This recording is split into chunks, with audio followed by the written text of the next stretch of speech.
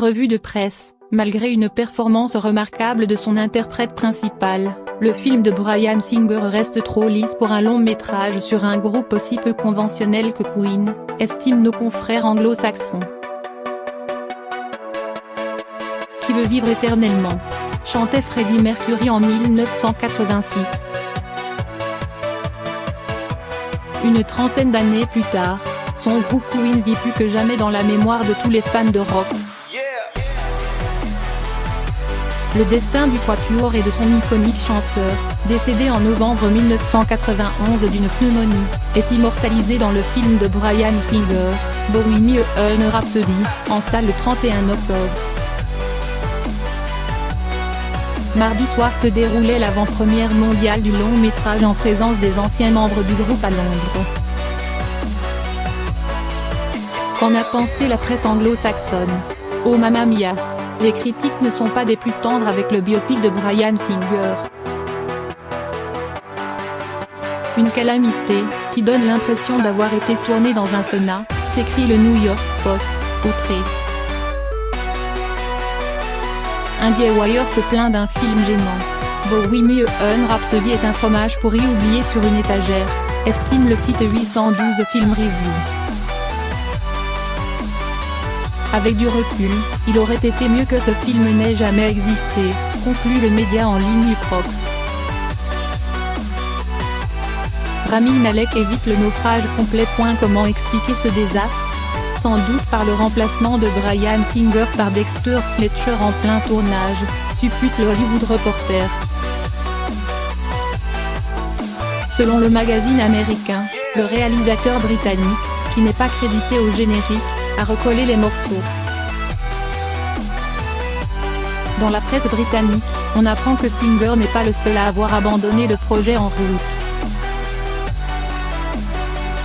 Sacha Baron Cohen, engagé pour interpréter Freddie Mercury, a quitté le navire après un différend avec Brian May, producteur de Bohemian Rhapsody, affirme le Guardian. Peut-être que l'idée c'était terminons simplement ce foutu film, se dit le quotidien britannique. Pour IGN, le long métrage ne donne heureusement pas l'impression d'être le produit de deux visions différentes.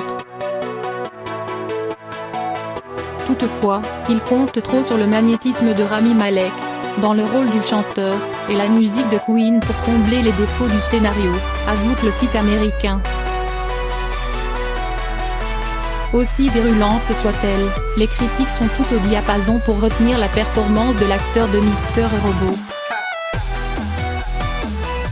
Un boulot impressionnant, s'enthousiasme Variety.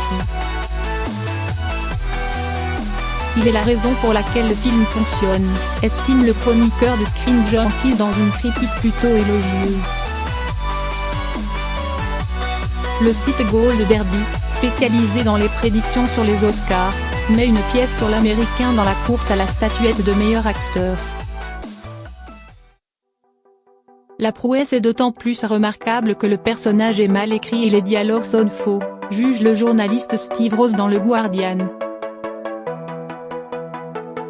Le chroniqueur Johnny Oleksinski, quant à lui, reproche au film sa superficialité dans les pages du New York Post.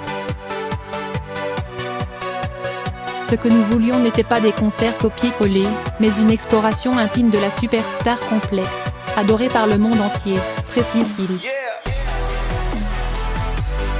Même son de cloche sur la côte ouest. Le Hollywood Reporter déplore un biopic trop lisse, portrait conventionnel et tout public d'un groupe peu conventionnel. Le média californien note cependant la puissance de la scène du concert à visée humanitaire Live Aid, donné en juillet 1985 à Wembley, grand moment de l'histoire du rock. Du grand spectacle, mais le film est loin d'être un killer Queen, estime USA Today et le Telegraph.